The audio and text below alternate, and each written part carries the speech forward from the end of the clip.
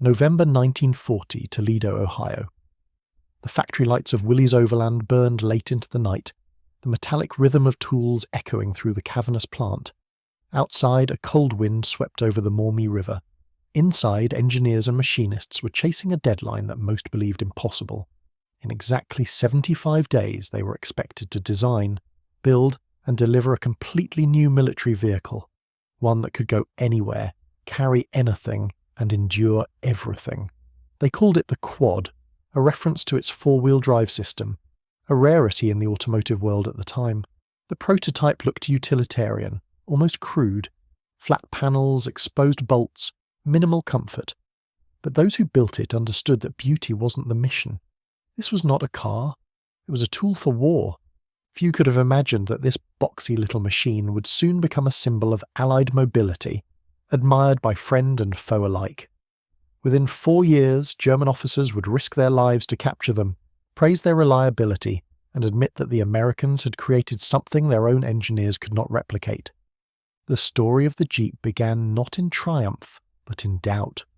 When photographs of early American prototypes reached German intelligence in 1941, analysts scoffed. To them, the vehicle looked amateurish, a crude contraption thrown together in haste. They compared it to their own Volkswagen Kübelwagen, designed by Ferdinand Porsche, and felt confident the German approach was far superior. The Kübelwagen was light, efficient, and cleverly engineered. It used only two-wheel drive, yet performed surprisingly well off-road thanks to its flat belly and portal hubs. German engineers saw four-wheel drive as unnecessary complexity, a waste of weight and materials. They were wrong. The American vehicle they dismissed as primitive would soon outclass everything they had built, not through elegance, but through endurance, adaptability, and sheer production power. The origin of this revolution traced back to June 1940. When the United States Army Quartermaster Corps issued a challenge unlike any before. The request was blunt: build a quarter-ton reconnaissance vehicle, light enough to be lifted by 4 soldiers, rugged enough to survive combat, powerful enough to climb steep grades, and simple enough to be repaired in the field by men with wrenches and grit. The specifications were brutal. The wheelbase could not exceed 80 inches. Height could not surpass 40. Weight must stay under 1,300 pounds. The vehicle had to ford 18 inches of water, climb 60% slopes, and carry 3 men with full gear. And if that wasn't impossible enough, the Army demanded the first prototype in 49 days. Most companies refused outright. The timeline was insane, but 3 firms accepted: the tiny American Bantam Car Company of Pennsylvania, Willys Overland of Ohio, and Ford Motor Company of Michigan. Of the 3, Bantam moved first. Against all odds, its engineers worked around the clock and rolled out the first prototype, nicknamed the Blitz Buggy, on September 23, 1940. It exceeded expectations. The Army loved it. But Bantam had a problem.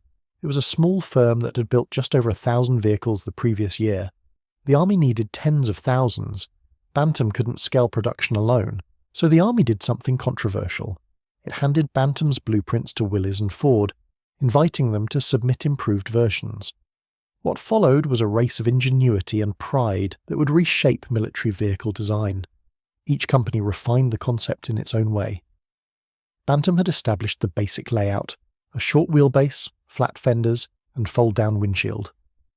Willys contributed a more powerful engine, the 60-horsepower Go Devil, a simple but strong inline-4 that delivered twice the torque of its competitors.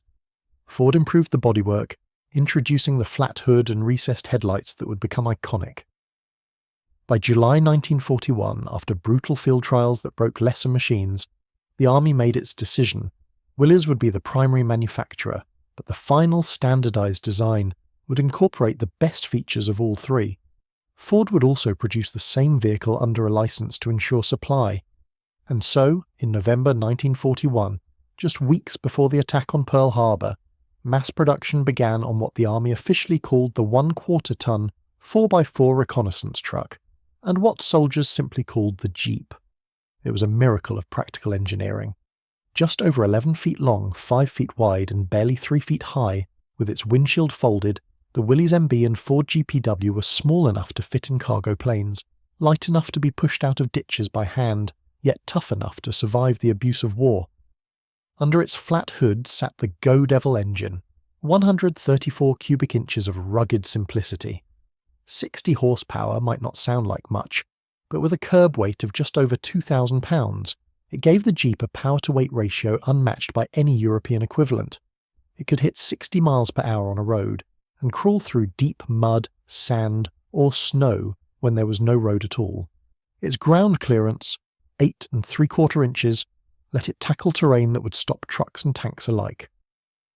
But what truly set the Jeep apart was its maintainability. Every part was designed to be replaceable in the field. Bolts, fittings, and panels were standardized. A mechanic could remove an engine in hours with nothing more than a set of hand tools. Spare parts from one vehicle fit any other, regardless of whether it was built by Willys or Ford. Even the name Jeep reflected its adaptability. Some claimed it came from the Army designation GP, short for General Purpose. Others said soldiers borrowed it from Eugene the Jeep, a cartoon creature from the Popeye comic strip who could go anywhere and do anything. Whatever the truth, the name spread through the ranks faster than any official memo. When a Washington journalist took a ride in one of the first production models in February 1941 and asked what it was, the driver simply said, "It's a Jeep." The name stuck, and history followed. General George C. Marshall, the Army's Chief of Staff, called the Jeep America's greatest contribution to modern warfare.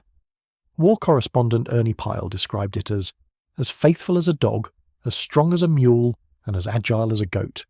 But in the early days, not everyone was convinced. When American forces landed in North Africa in late 1942 during Operation Torch, German and Italian troops finally got their first close look at the mysterious little vehicle they'd heard rumours about. Their initial impressions were mixed. Reports captured by Allied intelligence later revealed a combination of skepticism and grudging respect. German observers noted that the vehicle lacked armour, burned more fuel than expected, and exposed its crew to enemy fire. They called it crude, a farmer's tool masquerading as a war machine, but they couldn't ignore what it could do. The Jeep's four-wheel drive worked flawlessly in deep sand. It climbed dunes, splashed through wadis, and manoeuvred through rocky passes where German Kübelwagens bogged down or overheated. With twice the power and greater ground clearance, the American vehicle covered ground that German patrols struggled even to cross. The Wehrmacht's fascination deepened when they learned how many the Americans were producing. Captured documents revealed that Willys and Ford were building one Jeep every 90 seconds. 90 seconds. German analysts recalculated the figures repeatedly, convinced there had to be a mistake. There wasn't. By early 1943, American factories had produced more than 170,000 Jeeps. German industry, strained by Allied bombing and resource shortages, could barely manage a fraction of that for all its light vehicles combined. The implications were chilling. If the Americans could mass-produce such vehicles so quickly, what else could they outproduce? Tanks, planes, guns. Soon, German units stopped laughing. After the Battle of Kasserine Pass in February 1943, when German forces briefly drove back inexperienced American troops, retreating Wehrmacht units captured dozens of intact Jeeps and immediately put them to use. They discovered that these captured vehicles were perfect for reconnaissance and command duties. They were faster than the Kübelwagen, easier to maintain, and, perhaps most importantly, plentiful enough that spare parts were everywhere. One German officer in Tunisia wrote in his diary that he preferred the American machines over his own, calling them the only vehicle that never quits. His request to replace his unit's fleet with captured Jeeps was denied for lack of fuel, but his admiration lingered. The North African terrain proved the ultimate test. The region's mix of sand, rock and mountain terrain was brutal on equipment. The Kübelwagen's clever two-wheel drive design could handle flat desert, but faltered in soft sand and steep hills. The Jeep's four-wheel traction made the difference between victory and immobility. It climbed slopes that stopped everything else. It crossed riverbeds. It pulled other vehicles free. And when something did break, it could be fixed with a wrench and determination. American supply depots in the region overflowed with spare parts, axles, tyres, engines and transmissions, all interchangeable. German mechanics quickly realised that a captured Jeep could be kept running indefinitely just by raiding Allied supply dumps. By the time Axis forces surrendered in North Africa in May 1943, Allied intelligence officers were astonished to find hundreds of Jeeps inside German motor pools, some meticulously maintained, others hastily repainted with black crosses. It was clear the enemy trusted these captured American vehicles more than their own. Interrogations of captured German officers confirmed the trend. When asked which American equipment they most respected, the answer was often the same: the Jeep. It had become the most coveted trophy of the war. As the Allies turned north toward Italy, the Jeep went with them, crossing seas, scaling mountains, and rewriting the very definition of mobility. In September 1943, during the invasion of the Italian mainland, thousands of Jeeps rolled ashore at Salerno. German defenders watched in disbelief as the small American vehicles raced over terrain their own trucks could not handle.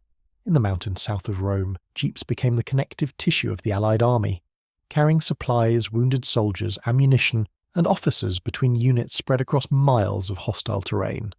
American infantry regiments were assigned roughly 145 Jeeps each. Every platoon, every command post, every medic had one. A German regiment, by contrast, might have only a handful of light vehicles, many of them already worn down from years of use.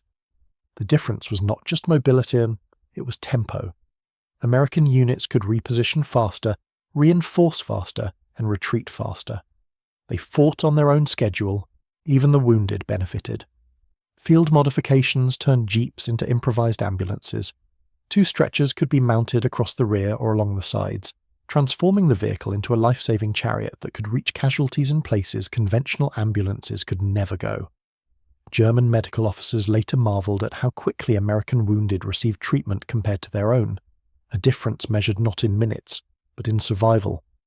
By late 1943, German attitudes toward the Jeep had completely changed. Reports reaching Berlin no longer mocked the vehicle. They called it practical, durable, and exceptionally mobile. Commanders began issuing standing orders that any captured Jeeps were to be repainted and pressed into service immediately. Crews were even given basic maintenance training for them, despite the inconvenience of operating on different fuel and parts. One German general, captured near Monte Cassino, admitted to his American interrogators that the Jeep was the single American weapon system he most admired. "Your soldiers have one everywhere," he said. "It is like an extension of their bodies." That was not hyperbole. The Jeep had become the physical embodiment of American flexibility, fast, adaptable, and relentless. It went where it was needed, and when it arrived, it worked. By early 1944, it was clear that the Germans' earlier confidence in the Kübelwagen had been misplaced. The American vehicle was heavier, thirstier, and less elegant, but it could climb hills that stopped everything else. German soldiers joked grimly that where a Jeep goes, war follows. The simple truth was that the Jeep made war mobile, and as the tide turned against Germany, it would soon carry that mobility straight into the heart of Europe. By the spring of 1944, the Jeep had become more than a vehicle. It was an extension of the Allied war machine, a symbol of motion, of confidence, of inevitability. Soldiers trusted it instinctively. Commanders relied on it completely. Wherever the front moved, the Jeep was already there. In Italy, as the Allies clawed their way north through rain, mud, and shattered mountain roads, the Jeep's legend only grew. It carried ammunition to frontline positions that trucks could never reach. It hauled wounded men down goat paths slick with blood and rain. It ferried generals from command post to the front and back again, its tyres spitting mud, its canvas top flapping in the wind. German officers who captured Jeeps during this campaign came to prize them more than any other enemy vehicle. Orders went out from Berlin instructing all units to mark captured American vehicles clearly with German insignia to prevent friendly fire. Maintenance crews were taught how to service them. Spare parts were hoarded like treasure. Even with Germany's fuel shortage growing desperate, priority fuel allocations were sometimes granted for these vehicles. Their worth on the battlefield outweighed the cost in gasoline. One Wehrmacht report put it bluntly: "A single captured Jeep can do the work of 3 Kübelwagens." The reason was obvious. The Jeep's combination of power, agility, and mechanical simplicity gave it capabilities no German design could match. It could climb steeper slopes, ford deeper rivers, and cross broken terrain that left other vehicles stranded. German reconnaissance patrols operating in captured Jeeps reported dramatically improved range and speed. In some cases, they even used them to infiltrate Allied lines, relying on the Jeep's familiar silhouette to pass unnoticed until it was too late. But these were rare luxuries. Captured Jeeps were never plentiful enough to satisfy demand. and as the tide of war turned, Germany's access to them diminished. The summer of 1944 would mark both the peak of the Jeep's wartime influence and the nadir of German confidence. On June 6th, as Allied forces stormed the beaches of Normandy, an astonishing 20,000 Jeeps came ashore in the first few weeks. From the dunes of Omaha to the hedgerows of the Bocage, they swarmed like ants, hauling officers, engineers, radio teams and medics through terrain that would have immobilized larger vehicles. To German defenders, the sheer number of them was surreal. Reports from the Wehrmacht's Western Command noted, "an enemy that moves with wheels everywhere." Even where horses still pulled German artillery, the Americans seemed to glide forward on a tide of rubber and steel. In Normandy, mobility meant survival. The narrow lanes and thick hedgerows demanded vehicles that could maneuver fast and quietly.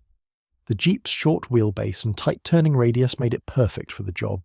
Reconnaissance units darted through enemy lines, artillery observers raced to high ground, and supply teams carried everything from rations to rifle ammo across battlefields choked with wreckage.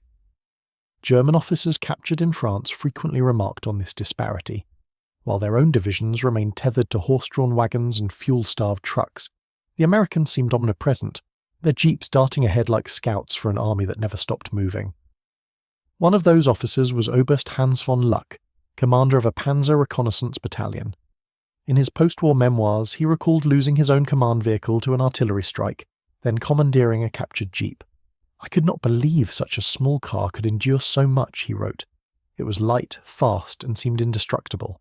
I used it until there was no more fuel. Fuel, that was the one thing Germany could not supply." By the summer of 1944, the Reich's petroleum reserves were collapsing.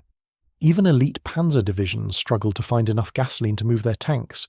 Ordinary infantry units were lucky to have a few functioning trucks. Captured Jeeps, valuable as they were, became burdens if they could not be driven. Some were hidden, others were abandoned. German officers wrote bitterly of having machines that could win battles but no fuel to start them. For the Americans, the opposite was true. With industrial output at full roar, the flow of vehicles and fuel seemed endless. By the end of 1943, over 360,000 Jeeps had been produced. By the end of 1944, that number would double. On the assembly lines in Toledo, Louisville, and Dallas, workers turned raw steel and rubber into standardized mobility at a rate the world had never seen. A complete Jeep could be assembled in just over 2 hours. Every nut, bolt, and gasket was interchangeable. Every part fit perfectly into every other.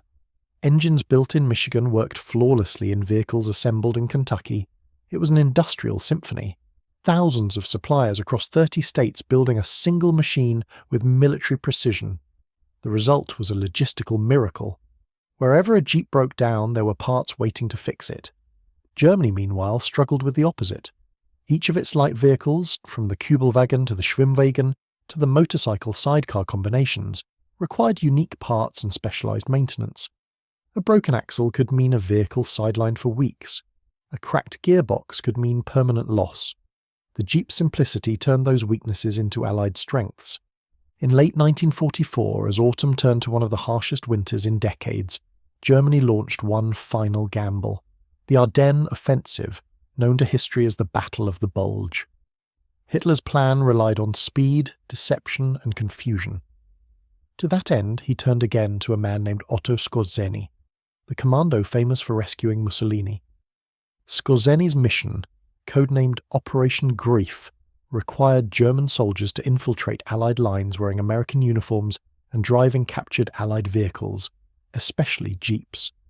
The idea was daring: create chaos by redirecting traffic, spreading false orders, and sabotaging communications. Skorzeny requested 100 captured Jeeps. He received barely 30.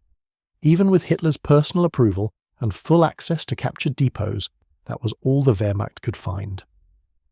The rest had been destroyed, abandoned, or left without fuel. It was a testament to how rare these vehicles had become in German hands.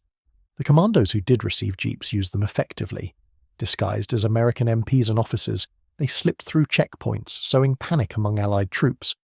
The operation's tactical impact was limited, but its psychological effect was profound. Every American unit suddenly treated every Jeep with suspicion. Guards at roadblocks began asking trivia questions. who won the World Series, what state is Chicago in, to expose imposters. When Scorzeni's men were captured, they spoke openly of the Jeep's quality. It had carried them deep into enemy territory, responded instantly to every command, and blended perfectly among the real Allied vehicles. It was our best disguise, one commando admitted. By this point, the Jeep had become inseparable from the image of the Allied army. Soldiers joked that the war was being fought on 4 wheels. It carried generals to command tents, paratroopers across muddy airfields, and nurses through shattered towns. It hauled artillery shells, rations, and even wedding cakes for soldiers marrying on the front. For German soldiers, it had become a symbol of an unstoppable machine.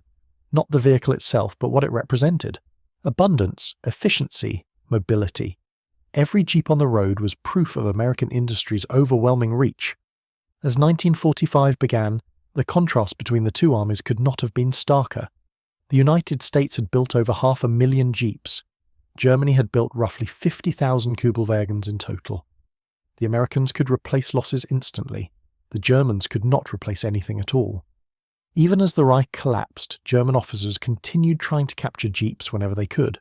Some used them to escape encirclements, others to flee west and surrender to the Americans rather than the advancing Soviets. One SS officer captured in Bavaria confessed that his entire staff had switched to capture Jeeps in the war's final weeks, describing them as the only machines that still obeyed orders. When the war in Europe ended in May 1945, Allied depots were overflowing with Jeeps, more than 600,000 built to identical specifications. Many were shipped to other fronts, some left behind with liberated nations, and others handed to allies under Lend-Lease. Britain, France, and the Soviet Union all used them extensively. Soviet mechanics were astonished by their durability and simplicity, calling them the little horse. In every theatre, the story was the same. The Jeep had changed the way armies moved. It blurred the line between logistics and combat, between front line and rear. It gave commanders mobility they had never dreamed possible and turned supply chains into arteries of steel. The war ended, but the Jeep's story did not. In the devastated landscapes of Europe and Asia, the little American truck found new life. Reconstruction crews used them to haul bricks, farmers to plough fields, and refugees to transport families home. They became symbols of survival and rebuilding, machines that had carried the world through destruction and now carried it back to peace. Willys Overland, recognizing the vehicle's peacetime potential, quickly shifted gears. In 1945, as military production wound down, they introduced a civilian version, the CJ-2A, short for Civilian Jeep. It retained the same rugged frame and drivetrain but added civilian touches, a tailgate, side-mounted spare tyre, and slightly more comfortable seats. Farmers and ranchers loved it. It could tow equipment all day, then drive into town for supplies. It became a tool of work as much as a badge of resilience. The CJ sold well, proving that the wartime Jeep had tapped into something deeper than military necessity, a new philosophy of freedom and capability. Over the next decades, new models followed: the CJ-3A in 1949, the CJ-5 in 1955, a design that would remain in production for over 30 years. But the Jeep's influence spread far beyond America. Across the world, nations studied it, copied it, and built upon its design. The British created the Land Rover. The Soviets produced the Gaz-69. The French introduced the Delahaye 5 LR. Even Japan, studying captured vehicles in the post-war years, developed the Toyota Land Cruiser from the same principles. Each of these descendants carried the Jeep's DNA, compact, tough, and infinitely adaptable. By the 1950s, when the Bundeswehr was formed in West Germany, its first light utility vehicle, the DKW Munger, was unmistakably Jeep-inspired. The very nation that once mocked the design now embraced it as standard. The Jeep's transformation from curiosity to cultural icon was complete. Its military service continued through Korea, where frozen hills and muddy valleys proved its reliability once again. Later came Vietnam, where new variants evolved into the M151M Ute, and even when more modern vehicles replaced it, the Jeep's silhouette remained etched into military identity, a shorthand for endurance, grit, and freedom. General Dwight D. Eisenhower once said that the Jeep was one of the 5 tools that won the war, alongside the C-47 transport plane, the 2.5-ton truck, the bulldozer, and the amphibious DUKW. Curiously, he noted, none of them were weapons. They were enablers, machines that carried men, supplies, and hope across impossible distances. By war's end, the Jeep had done more than any bullet or bomb to connect the vast machinery of war into a single moving organism. It had made mobility universal. The numbers alone tell part of the story. More than 639,000 military Jeeps built between 1941 and 1945. Each one identical, each one ready. The ratio to Germany's production of light vehicles, more than 12 to 1, mirrored the broader industrial imbalance that sealed the fate of the war. But behind those numbers was something more profound, a philosophy of engineering that valued practicality over perfection, quantity over complexity, and reliability over refinement. The Kübelwagen was clever, the Jeep was unstoppable. Post-war interrogations of German officers confirmed this recognition. Many ranked the Jeep among the most strategically valuable American inventions, alongside long-range fighters and radar. One general described it as the muscle fibre of the Allied armies. What they had failed to understand in 1941 was that American power was not measured by sophistication, but by scale, by the ability to produce simple things endlessly and make them work everywhere. The Jeep embodied that power better than any other machine. It went everywhere, it did everything, and it kept going. The laughter that greeted its first appearance in German intelligence reports had long since faded. By 1943, those same analysts were counting production numbers in disbelief. By 1944, they were capturing Jeeps whenever possible. By 1945, they were surrendering in them. In that arc lies the story of the war itself, a contest between precision and production, between ingenuity and industry, between design brilliance and brute capacity. The Jeep was not perfect. It was noisy, uncomfortable, and dangerously exposed. But it was simple, it was strong, it was enough. In the end, that was what mattered. The Willys M.B. and Ford GPW were born from an impossible deadline, refined by competition and perfected by necessity. They embodied the idea that victory comes not from the most advanced technology, but from the right combination of practicality, scale, and determination. Today, when modern Jeep Wranglers roll off assembly lines around the world, their lineage is unmistakable. The flat fenders, the 7-slot grille, the utilitarian stance. Beneath their polished surfaces lies the spirit of the 1941 original, a machine built in a world on fire to carry freedom wherever it needed to go. In the echoes of that war, among rusting relics and fading photographs, the Jeep remains what it always was, a machine that carried men through mud and terror, a bridge between industry and infantry, a symbol of motion in a world at war. It was not the biggest, not the fastest, not the most powerful, but it was the one that never stopped.